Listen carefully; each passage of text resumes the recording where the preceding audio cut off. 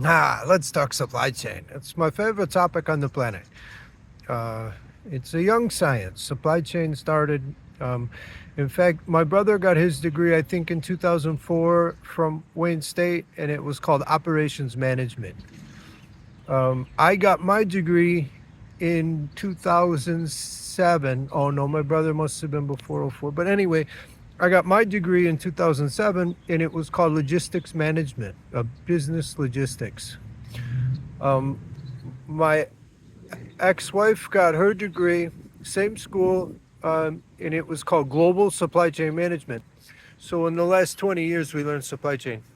And the reason is because we you know made it global, right? We moved into China, we moved into Asia, wherever they picked to be our manufacturers, which was calculated, by the way.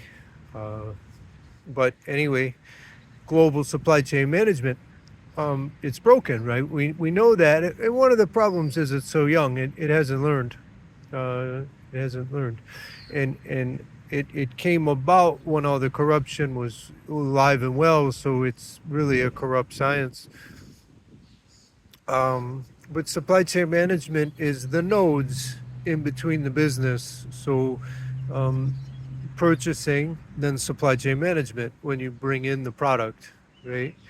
And then you got receiving, and then you got your distribution into manufacturing. That's the supply chain. How much of each of the products you need, how much you're going to make, and then how much of the components, right? You blow it backwards. If I have to make 10,000 of these, and they have each of these parts, then I need 10,000 of each of those parts.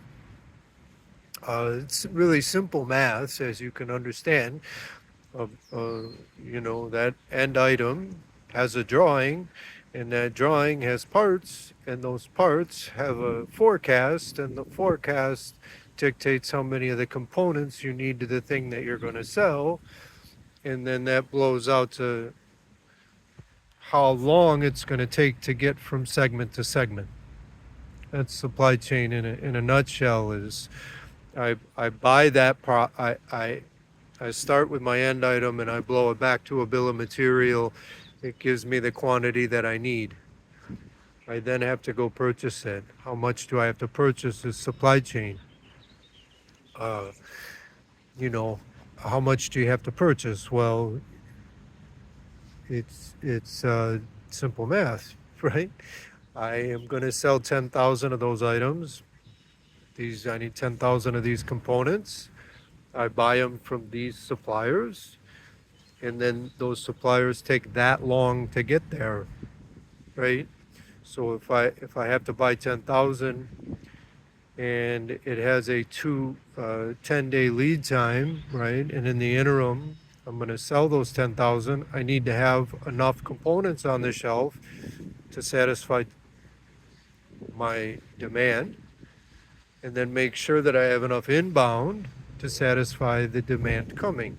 So if it's going to take 10 days to get there and I sell 10,000 a day, I need to order 100,000 worth. Super basic math. And then it gets a little more complex when you talk about service levels, because it's not always 10 days from the customer, and it's not always selling 10,000. You, that's where your data comes in. You need normalized data, and that's where we really get broken in our supply chain, is that people don't understand statistics. Statistics is a specific math, and I've made the video on the business world. And the business world, the people that go to business school don't like math, inexplicably, typically. Accountants and finance people like math, but marketing, management, and supply chain, they're just there. The people that I graduated with my supply chain degree had no idea what supply chain was. I had worked already 10 years or so in supply chain, so I understood it very well because I had the practical experience. If you're a kid coming out of high school, and you go in to the university, and at the university you end up in supply chain, it's or industrial distribution, as it was called at Eastern. Those are the cast-offs. Those aren't the elite students, just by how it's all set up. Um, so supply chain is broken. We all know it, and the reason is it's a young science and people don't understand math. Statistics. When I would go into business meetings and talk about standard deviations, my boss told me specifically I had to stop saying standard deviation because people's eyes roll back and they stop listening. But standard deviation is, if you sell 10,000 a day, it's not 10,000 every day. It's between a band of a standard deviation. Simple math. It works on a calculator. You can just hit standard deviation. But the compartmentalization and the disconnect between math and supply chain is what has caused the problem. Now you go into the business world and you can get certified in supply chain, and that's called APICS.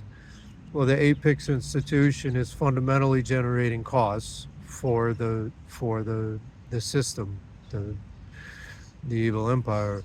So you learn the equation that's very basic. How many do you need and how many days do you need it for, and how long does it take to get? 3 components. How many are you going to sell? How many components are part of that, and how long does it take to get here? It's a simple math program there. But what APICS does is then they add in the deviation. And again, deviation, the students just listen with open eyes because they think it's smart words.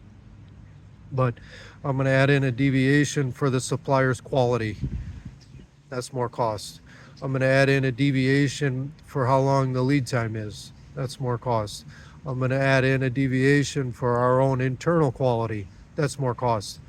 And ultimately, it's all nonsense. It's just a way to create more cost. And the institution that defines it is actually telling the supply chain professional who received a very poor education in supply chain because it's such a young science to increase inventory.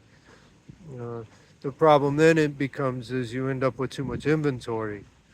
And too much inventory, you cut your inventory. Well, in our world, the only way to cut inventory is to lower the stuff that you sell a lot of, because sales get rid of your inventory. But if you don't sell a lot of stuff and you have a bunch of inventory there, it gets stuck on the books. Sooner or later, it gets wiped out. It kills your revenue. It's all just math. It's all math. Your excess and obsolete inventory becomes a dead asset. Inventory is an asset. It's a good thing. It goes on the balance sheet as a positive. But if it's sat too long, sooner or later you gotta wipe it out, and then that hits the bottom line directly, as they say. So it goes right to your revenue line. So in order for that not to happen, inventory is a big giant bucket on your balance sheet. You lower the inventory of the things you sell a whole bunch of. You get stockouts all the time. And the reason is because you have a whole bunch of inventory of stuff that you don't sell. And COVID exasperated the whole situation with the math problem. In order to have normalized data, you need enough of a data set. In statistics, the smallest data set you can get is 20.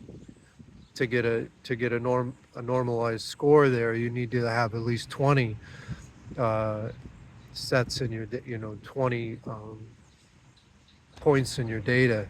So you in supply chain they'll be like, well, you just use the last 20 days, and it's like, well, yeah, but days don't work because you don't have normalized data. It's all over the place. Your standard deviation becomes 5,000, and then you got way too much of everything. And the problem is this data isn't cleaned and it's not kept up intentionally. And then what you really need is 24 months usually, right? Or 20 months, but 2 years, 24 months to get your normalized data so that you can have accurate information. But APICS will teach you can take the last 3 months and multiply it by 4. Well, that's not real. It doesn't get your seasonal stuff in there. So the institution that's teaching supply chain for real is telling all kinds of workarounds on how to normalize their data. And the reality is, most companies have all the information they need. And the data is gold. Data is gold. So the real breakdown in the supply chain is people don't understand math. People don't understand how to normalize, how to get a sample of 20 normalized data, and then understand just the push and pull of inventory makes it fundamentally so that you constantly have stockouts and way too much of stuff that you don't need. That's supply chain in a nutshell.